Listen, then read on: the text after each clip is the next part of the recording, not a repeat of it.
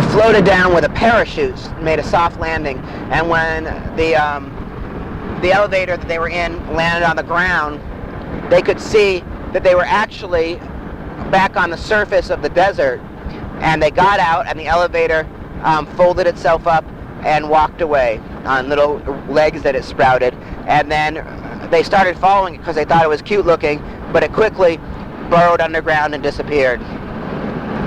So Betty Boop said, "Betty Boop, not get cherries. Oh, come with Jar Jar." And Jar Jar and Betty Boop went to Darth and Joe's. Oh wait, they were in Darth and Joe's spaceship. So desert was inside a spaceship. Very confusing, said Jar Jar. Yes, said Betty Boop. And sure enough, even though they were inside of the elevator and it had landed on the desert was now inside of Darth and Joe's spaceship. It was just an illusion. It wasn't a real desert at all. But it had put them back inside their spaceship. And now it was time to take off. And so they took off. Now remember, they're actually back inside of Darth and Joe's spaceship, but the elevator has a very funny way of helping people land by create an optical illusion that makes it look like you're landing outside on the ground when really you're landing inside a spaceship. And it was able to do that by floating down through the hatch that was open in their spaceship. And they closed the hatch and they took off. "Goodbye, Dark Planet. Goodbye, Betty," said Jar Jar. "Betty Boop coming with Jar Jar." "Oh, goodbye, Dark Planet," said Jar Jar. "Dark Planet, huge, bids you farewell and thank you. And the BIM have something to say." And he put them on the radio. And the BIM said, "Thank you very much. We really appreciate the fact that you saved us on this nice sunny day. Have a good day and a pleasant tomorrow. Thanks again. Goodbye." And that was the BIM thanking them. And so they noticed that when they were flying in space and Jar Jar was feeling hungry, opened their refrigerator and it was filled with apples. The people of the Dark Planet had given Jar Jar apples as a reward because they had overheard him talking about apples, and they had put him on the spaceship as a surprise. And Betty Boop said, "But Betty Boop likes small apples shaped like cherries." And Jar Jar gave Betty Boop the apple ping pong balls, which he had got from the ping pong planet, and Betty Boop ate them, and they were very delicious. And when she got home, she still had one ping pong ball left that was different than all the other ping pong balls. And she started eating it, but it was very hard, and she decided she had to hit it against a tree to open it up.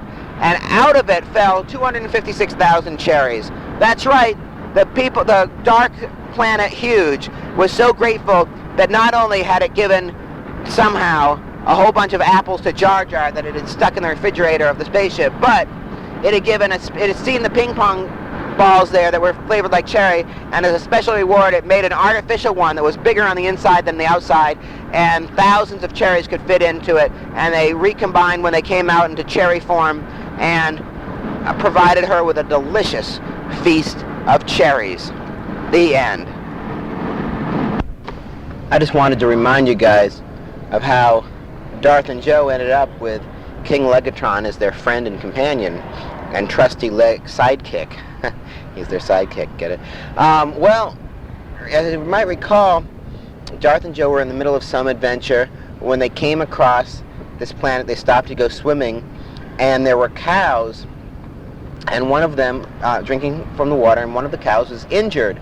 His leg was hurt, and he really needed help, and Darth and Joe, they were googs, so they could communicate with the cow, but also they are Jedi warriors and thus heroes, and thus they have to help a cow in need. So they took the cow with them they actually grabbed it and transported it back to this other planet where there was a veterinarian named Tess who said she could help the cow, but the cow needed to have an artificial leg put in next to his real leg that was injured for a short period until the cow could learn to walk again, and the hurt leg healed.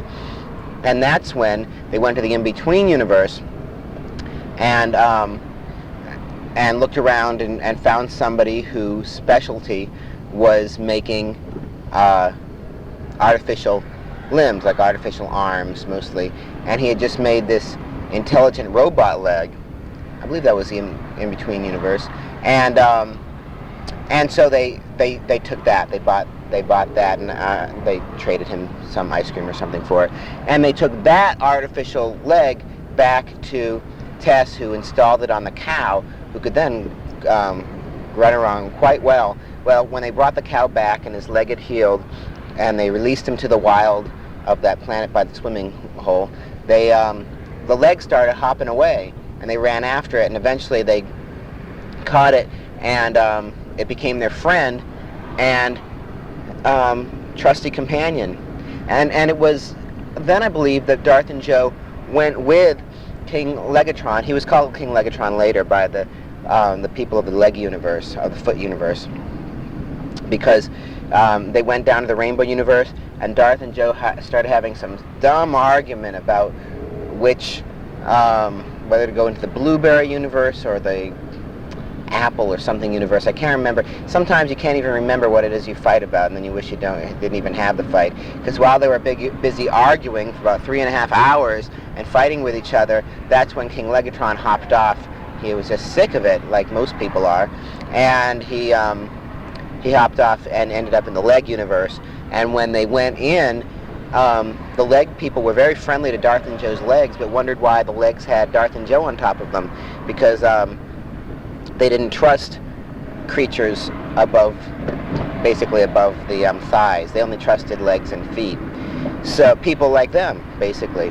And they had found out that since their leggy friend was a mechanical leg robot, that the people of the leg universe had made them their king. And they arrested Darth and Joe, and they put them in jail. They let their legs stick out. And the King Legatron came and talked to them and explained that he had left because they were just arguing, and they apologized, and he let them go, and he went off with them, and the leg people were very sorry to see him go, but said that they would welcome him back any time. And that's how Leggy became King Legatron, and he has been their faithful companion since then, hopping around wherever they go, occasionally kicking a giant mushroom. He has a very powerful kick, and he can hop quite a bit too. And so he's actually quite useful. Plus he can sprout tiny arms, kind of like R2-D2 if he ever needs to operate some machinery. So I just want to remind you of that, and I'll give you another story. Hold on. Alright, let me tell you a story about a man named Bleaton. The poor mountain bear just kept on eating and eating. Then one day, he took one too many bites and blew up like a supernova in the middle of the night. Lit up the sky. Bleaton parts all over. Sorry. Be kind to your father because he deserves it. Remember that fathers are the very best kind of dad. They're apt to be tired and needing a nap now. Jumping on him now would make him sad.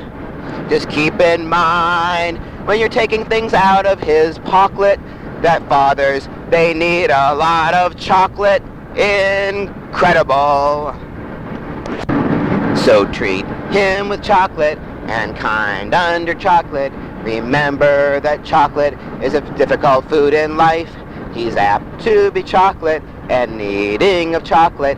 So get some chocolate for him right now.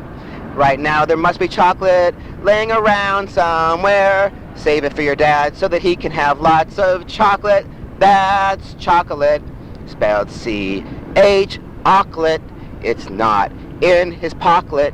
He needs to find a big chocolate omelet, because the word omelet almost rhymes with chocolate, has the et sound at the end, omelet and chocolate, but it's not quite the same. So don't make the omelet out of a couple of eggs. Instead, make it out of lots of chocolate. Just keep in mind that he is singing about chocolate, because it's time to sing a song about chocolate. So feed him with chocolate, big chocolate pancakes, and large chocolate kangaroos with one leg.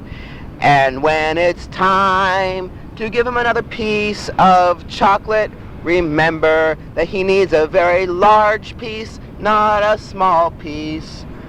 So be kind to your father by giving him chocolate. And if there's any extra chocolate in the house, just save it for later when he comes back again and give him some more chocolate. Yes, that's enough of this song. All right, since this is the song section of the tape, I'll go ahead and sing you the old poop song. It goes something like this. I'm walking around carrying a bag of my dog's poop. Bag of poop. Yes, I'm walking around and carrying a bag of my dog's poop. Poop, poop, poop, poop, poop. Bag of poop, poop, poop. Bag of poop, poop, poop. Bag of poop, poop, poop. Oh, Akiva thinks it's mighty strange that I pick up her poop after she poops and put it in a plastic bag.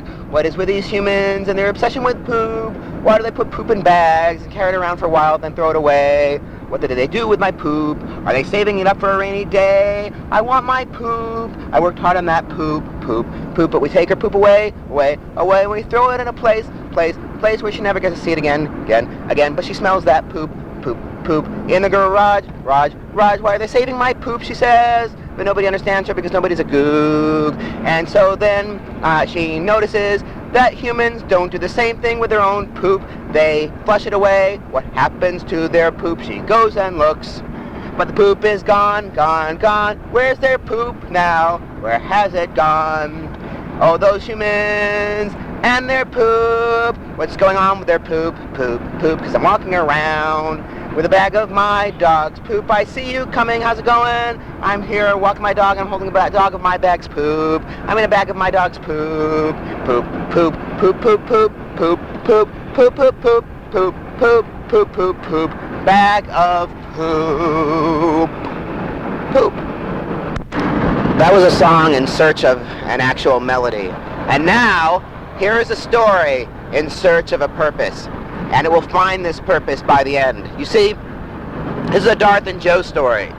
A story of Darth and Joe Vader, two cousins who grew up on their planet where they grew up, but they also grew up on the Jedi training planet because they spent a lot of time there training to be Jedi warriors. And Darth and Joe were the youngest Jedi warriors in history, and in fact, the youngest Jedi warriors ever until Wormy. Wormy came along when Darth and Joe were 13 and 11 years old, and already the most famous Jedi warriors in the history of Jedi warriors. Wormy was a small worm, about 3.5 inches long, about as long as your dad's pointer finger. And Wormy was a master Jedi fighter, but the problem was he was very small, and people could basically just step on him and squish him, and that would be the end of him. So how could he fight? How could he use his Jedi powers? He was strong with the Force, this one was. And Wormy would concentrate, and he could push people around with his concentration.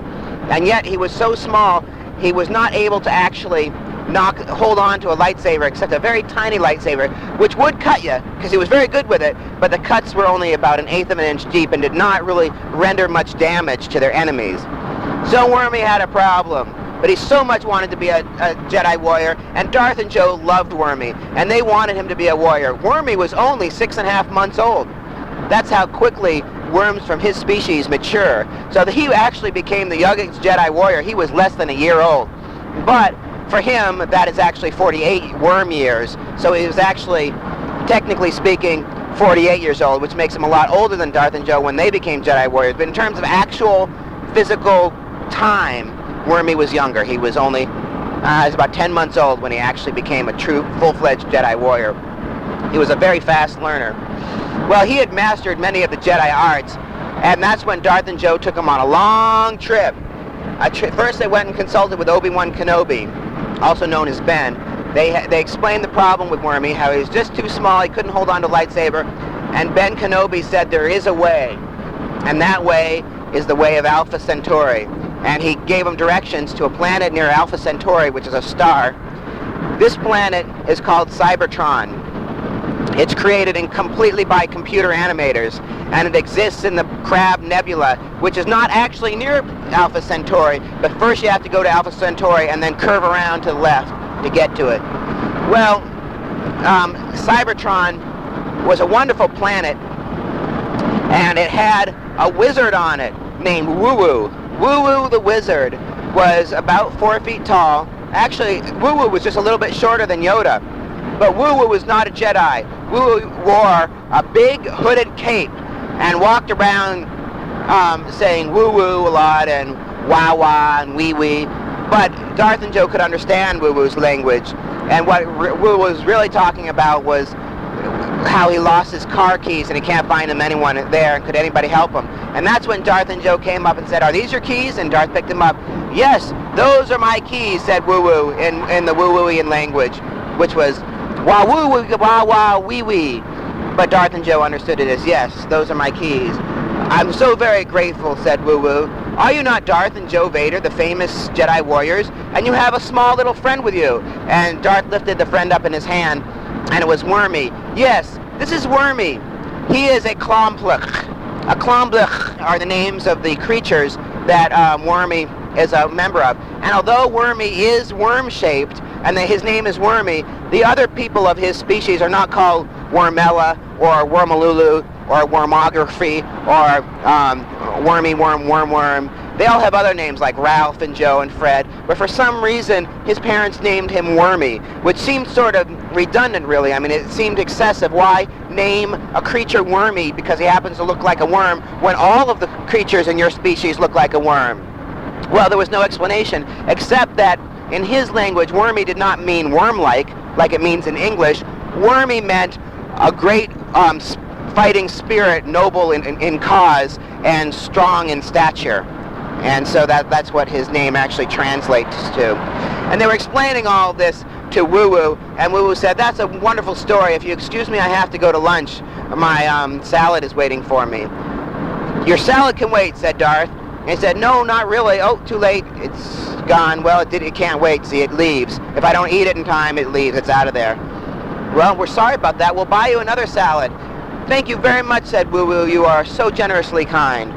"Oh, thank you. For what?" "For staying and helping our friend Wormy here." "Wormy is a wonderful friend. What can I do to help?" asked Woo-Woo. "We want to make Wormy bigger so he can hold on to a large-sized lightsaber." "How big would you like Wormy to be?" And Wormy said, "About 6 feet tall when I'm lying down, but also standing up." And they said, and Woo-Woo said, "Oh, so you want me to transform you into a large worm creature? Will this bother the other people of your species, that you're larger than all of them put together?" And Wormy said, "No, but I would like to be able to return to my own size so that when I go home and visit my mom and dad, that I don't bump my head against the ceiling or actually smash through the house like a cousin of mine named Paul, who's so tall that if he doesn't bend his head when he goes through doorways, the top of his head can pop off. That's why he has an artificial head, so that he can screw it back on in case it accidentally bumps into things. And I don't want to have to be like that. As you can see, I don't even have a head. I'm very much a worm-shaped creature." And Woo-Woo looked at him and said, "Yes, I can help you. I will need wormwort." "Wormwort? What's that?"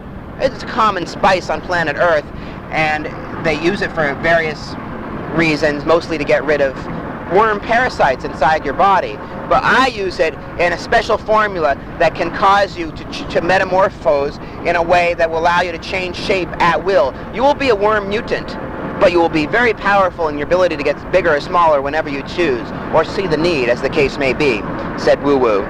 And so Darth and Joe and Wormy went off to planet Earth in search of the wormwood herb, a famous herb on Earth which is hardly known in the rest of the universe, but can be used to make things get larger and smaller, as you have already heard. So they went to planet Earth. Well, planet Earth was a nice planet. It had a lot of cars and some grass. And Wormy was sitting in one of Darth's pockets in his jacket, and Darth and Joe were walking around trying to figure out where to go, and they decided to transport to Mr. E's house, because Mr. E was very familiar with the ways of the Earth people. Although he himself was half Venusian and half Vulcan, he and his famous dog Akiva could probably help out Darth and Joe, and they hadn't seen Mr. E in a while. Who was Mr. E? It was a complete mystery. Nobody really had any idea, but he was always there to help. So they went to Mr. E's house, and actually, a woman answered the door named Paula, and she was a wonderful, wonderful woman who had made banana bread. So everybody went inside, and Wormy loved banana bread. He ate most of the banana bread, which made him grow a little bit bigger, but mostly just fatter, bigger around, not actually taller like he wanted to be. So it was not a substitute for wormwood. Ah, wormwood, said Paula. Woof, woof, woof, said Akiva. Yes, said Mr. E. I have heard of this wormwood. In fact, Dr. Clark, she is a proprietor of wormwood. Is she not, Paula? He asked the Paula woman, and the Paula woman said yes. But Dr. Clark lives in Mexico. That's very far away. If it's important for my friends Darth and Joe, then it's important for my friends Darth and Joe. And Wormy, said Wormy, and Wormy too, said Mr. E, whose name shall not be revealed in this story, because he is a mystery. And so, Mr. E went off with with Wormy and Darth and Joe. They went off flying through the air. Of course, they were in an airplane at the time, so it was rather easy. And they flew to Mexico. Mexico is a large country just south of the United States of America. It is filled with Mexican people who speak Spanish. Luckily for them, all of them spoke Spanish. And they said things like, no, that was a cough, like sí and unos, dos. They went to a pharmacy and they were asking for wormwood, and they said, yo quiero wormwood. And the people behind the pharmacy said, ah, Dr. Clark, ella has wormwood. And they directed them to Dr. Clark. Dr. Clark had a clinic where she healed people of various diseases, and they went down, and she was so happy to see them, and she asked if they would please just at least stay for a piece of tasteless hard bread. And so they did that, and it was a delicious meal with absolutely no flavor whatsoever. And they ate the tasteless hard bread, and then they explained their problem, and she gave them absolutely free, because she liked them so much, a bottle of the herb extracted to make it in maximum strength, called wormwood.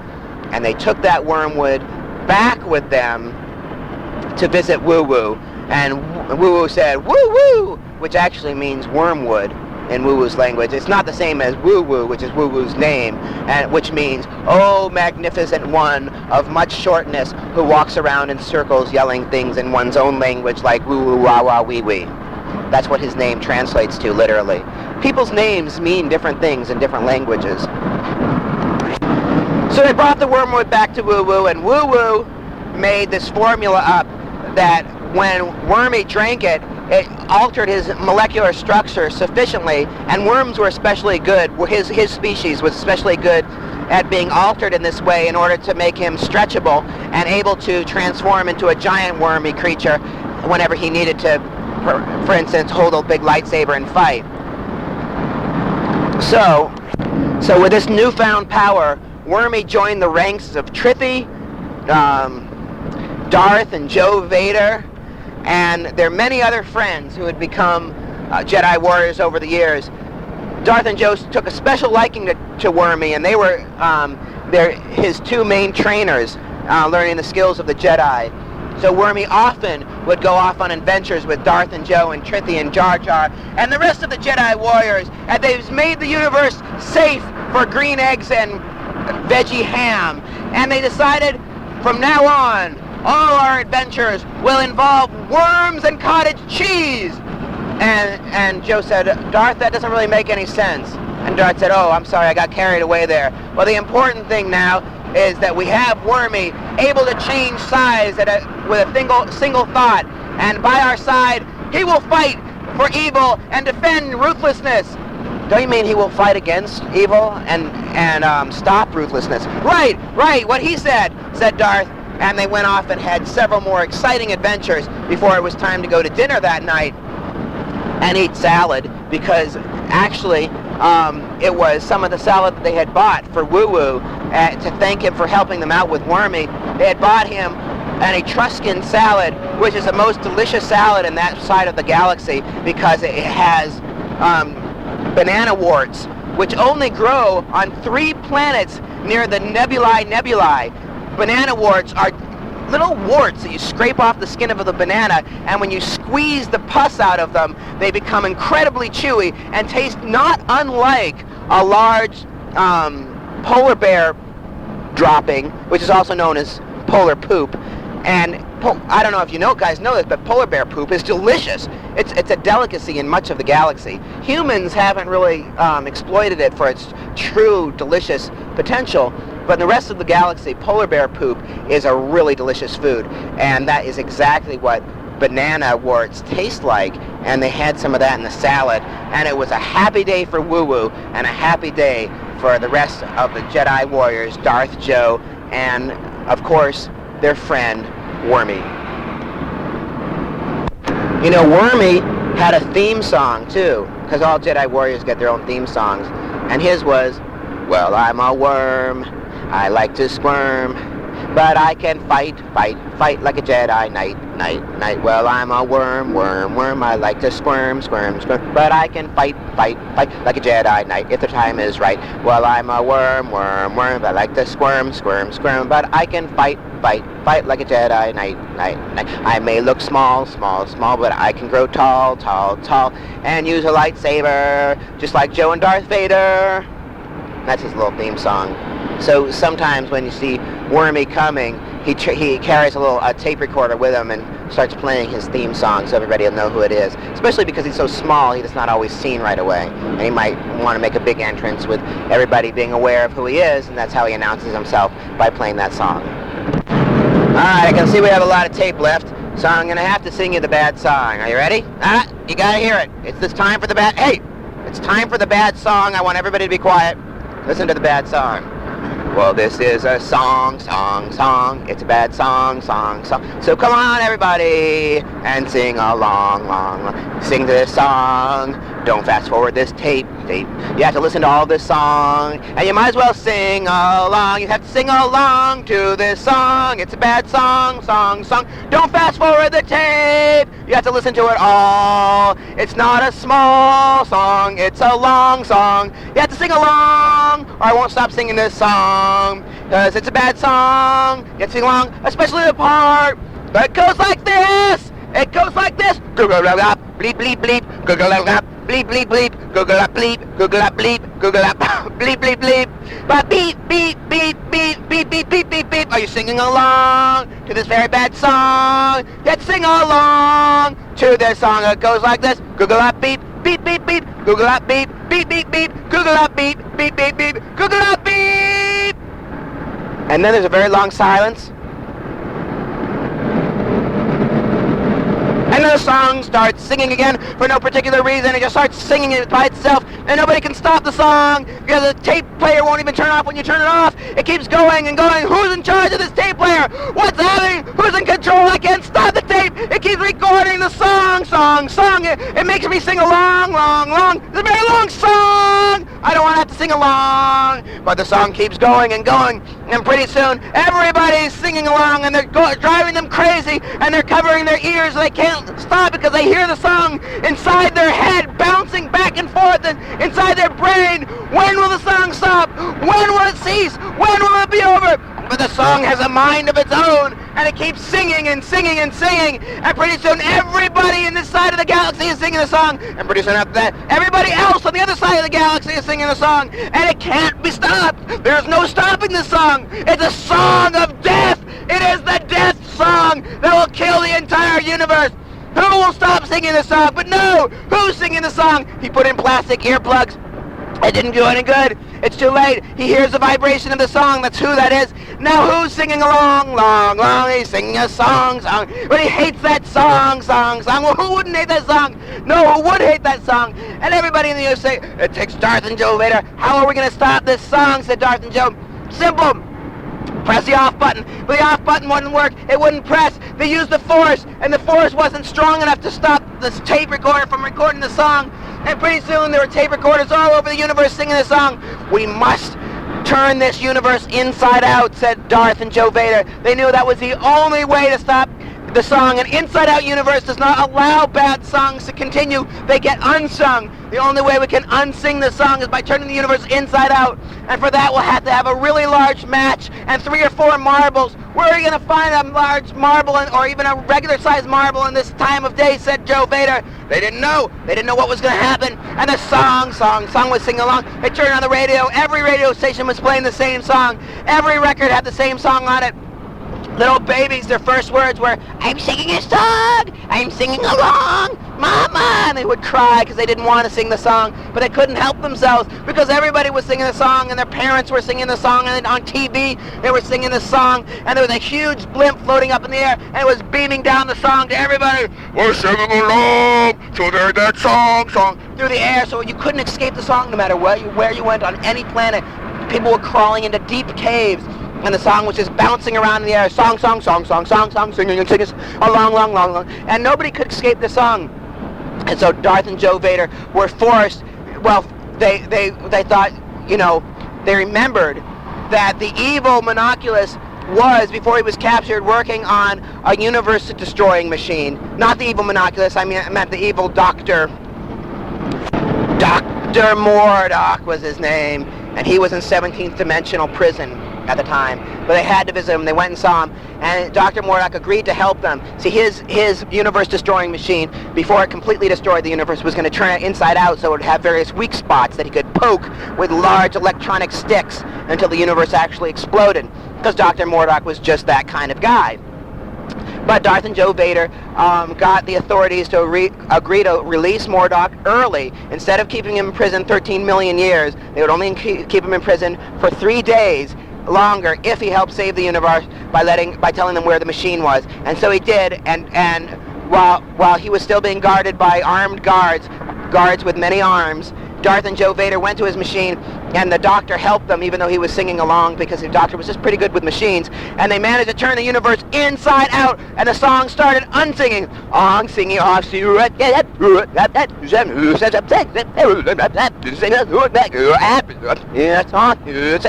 the song sung itself backwards until it didn't exist anymore.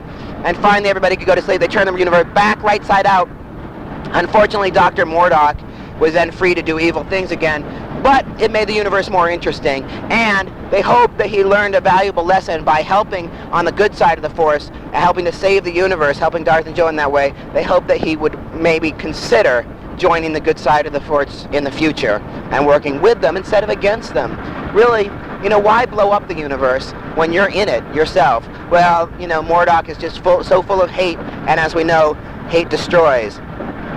So, luckily, that's how Darth and Joe Vader were able to destroy the evil song. I don't even remember the song now. It was so bad, I don't want to start singing again, because then the entire story could start again. It was some sort of evil song. I'm singing, I can't stop it. Help! Wait, it's not too late to press the emergency switch. That'll stop it. By the way, just for historic purposes, I want you to know that this is late August, about the 16th, 18th, something like that, in the year 2000, and I'm driving up to Chicago to visit Benjamin, David, Aaron, Judith, Patrice, and any other people who happen to live there that I don't know about or remember since the last time I was there, which was a week ago, actually, not very long ago. And I'm driving up there to visit them in their new house in Skokie.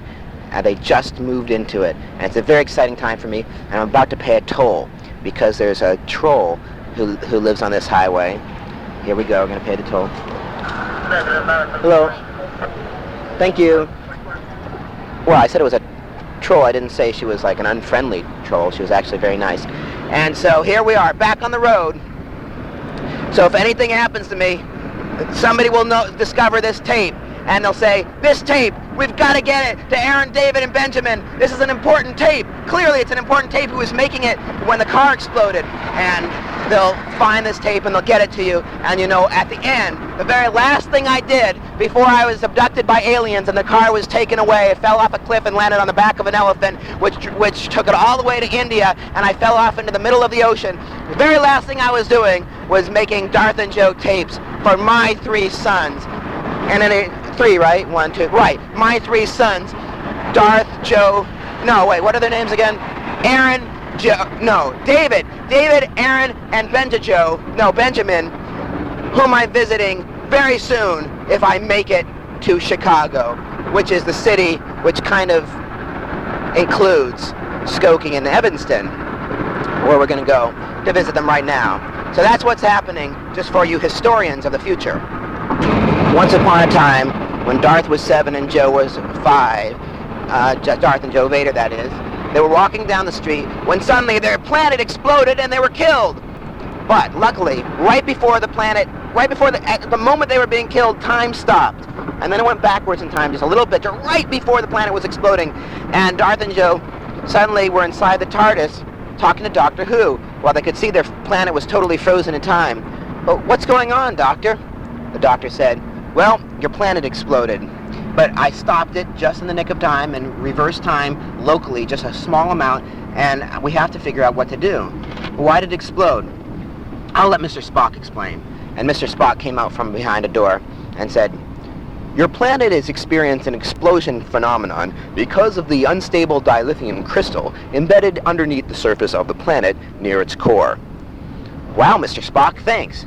"You're welcome." And Mr. Spock held up the Vulcan sign, Mr. Spock's a Vulcan, for live long and prosper, and went back into the room. Wherever it was he came from, he went back. And so the Doctor said, "Well, you can see the problem. An unstable dilithium crystal has been buried deep within your planet." "Yes," said Darth. "I understood that's exactly what Mr. Spock was saying just moments ago." "Exactly," said Joe. "What can we do about it?" "We must remove this dilithium crystal," said the Doctor. "Yes, exactly. How do we find it?" "I don't know," said the Doctor, "but there must be a way of detecting dilithium crystals. Or doesn't the Federation have some way? I mean, the Federation that builds all the starships that run on dilithium crystal energy, they must have ways of detecting it." "Well, they use drone mogs, which are a creature that loves to burrow underground, eating dirt, and can actually sniff out dilithium crystals. A drone mog would be able to find the dilithium crystal in this planet if we had a really good digging machine."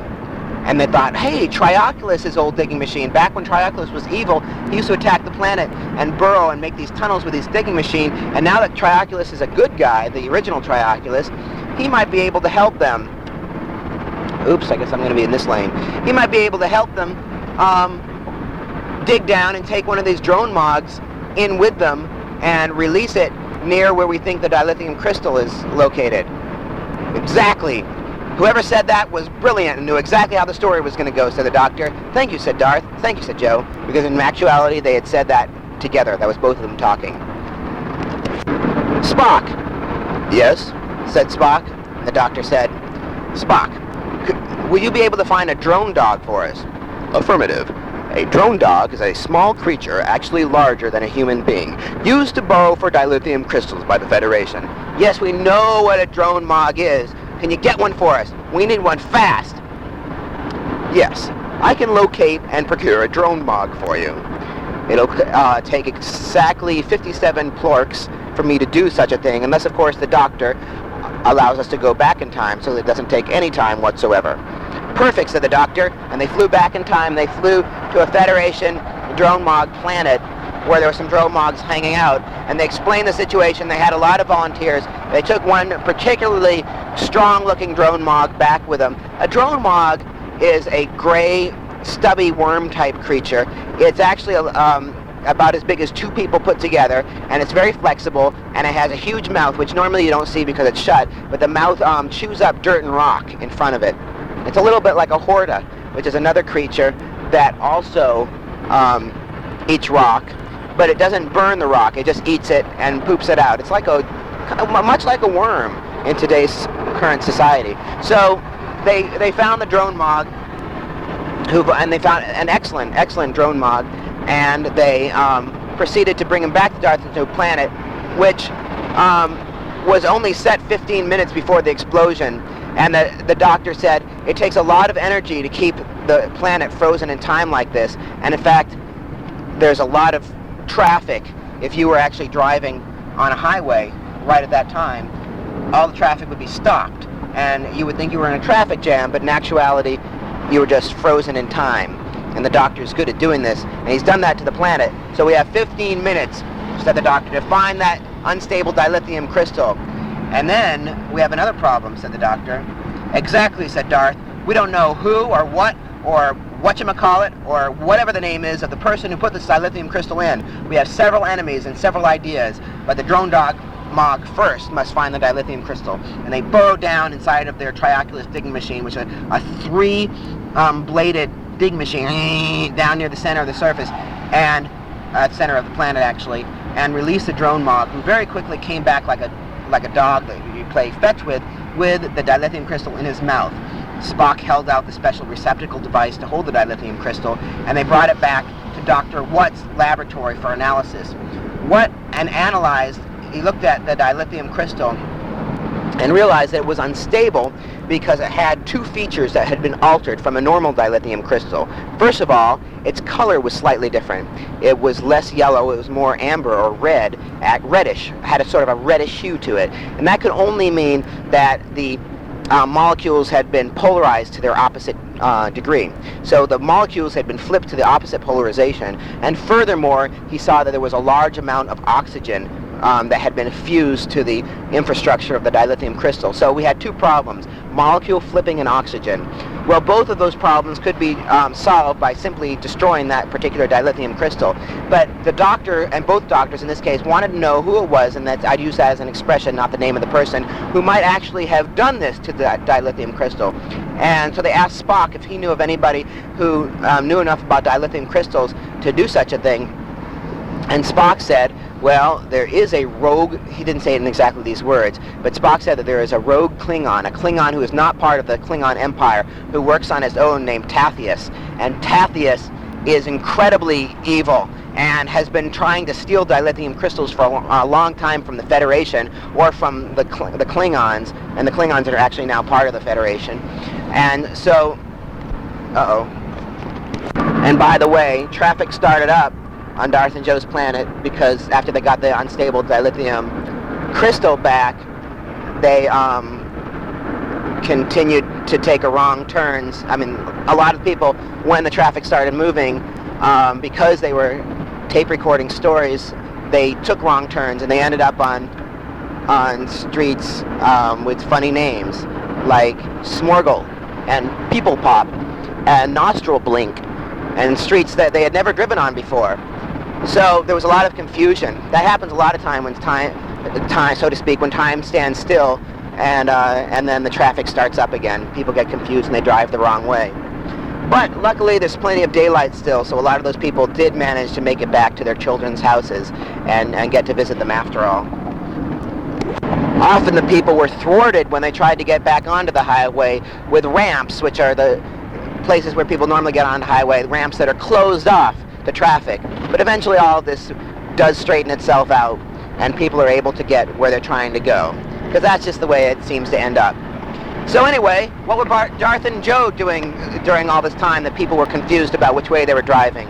Well, Darth and Joe had smashed the dilithium crystal, and they were now looking for Tathius, the evil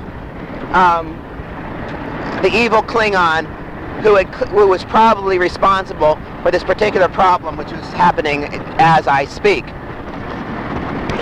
So Darth and Joe Vader started flying back out into the universe. There was a lot of spaceship traffic that day, but they managed to get onto the right spaceship highway that was, but then they weren't sure if they were going the right direction, because in reality, every highway has at least two directions. Some have a third direction, which is directly toward the fourth dimension. But if you're traveling around on those, you don't usually see them. But occasionally, that's a very good shortcut, is just to take the exit through the fourth dimension, then back to another part of the highway, which might be folded in on itself. But the people in the third dimension don't realize that, because they're not bothering to look up or down into the fourth dimension to see what the shortcuts are. So anyway, they used the galactic computer hooked up to their watches to find Tathius, and he was on Dem Run 3, like, making trouble like always. And they snuck in. They used their invisibility ring abilities, their invisibility ability. They used their invisibility ability to become invisible and thus not seen by Tathius. And they saw that he had 7 pieces of dilithium crystal, and Spock had told them that 8 pieces had been stolen from the Federation recently, and so the 8th piece is the piece they found inside their planet, and he had 7 more that he was busy making unstable to blow up planets, because that's just the kind of guy that he is. So they quickly surrounded him, all 2 of them, surrounded him and got on both sides of him, and Tathias said, "Huh? What?" And Darth and Joe said, "No, not huh, what? Darth and Joe." And they became visible again, and he quickly took out his lightsaber, and Joe whacked it out of his hand, and he quickly took out his other lightsaber, and Darth whacked that out of his hand, and soon there was a lot of whacking of things out of his hand, and then he picked up a box, and he said, "This box contains a bomb. If I throw it down, you will all be killed." And Darth Joe pointed out the obvious, which is, of course, "Yeah, but you'll be killed too, doesn't that bother you?" And he says, "No, I don't care if I'm killed, because I have a special ability to reincarnate myself into the body of any passing rodent. And there are a lot of mice, which are all rodents on this planet, so I will just become a rodent, a mouse, if I am killed. But you will be blown to the smithereens." "Smithereens, where's that?" asked Joe. "Oh, very funny. Don't try to confuse me with your confusing statements like that, or questions which have no meaning or answer which I can possibly discern. I'm going to destroy you all." And Darth said, "With an empty box?" He said, "No, there's a bomb in this box." "Oh, come now, Tathias. We know the box is empty. Now give up and come on to jail." And he said, "Oh, okay." And he stuck out his arms, and they actually had borrowed some handcuffs from Spock, who borrowed them from a Federation officer. So they handcuffed him and took him away. And he said, as he was leaving, "How did you know the box was empty? How did you know that wasn't really a bomb, Darth Vader?" And Darth said, "Oh, I didn't know. I was just guessing. I didn't know why you would happen to have a bomb in your office while you were working on dilithium crystals." "Oh, you didn't know it was empty. Well, maybe it still is a bomb." "No, it's empty, and we're getting out of here." And they took him away. And the Klingons were very mad at him because he was a Klingon who had gone bad. And so they stuck him in a Klingon prison.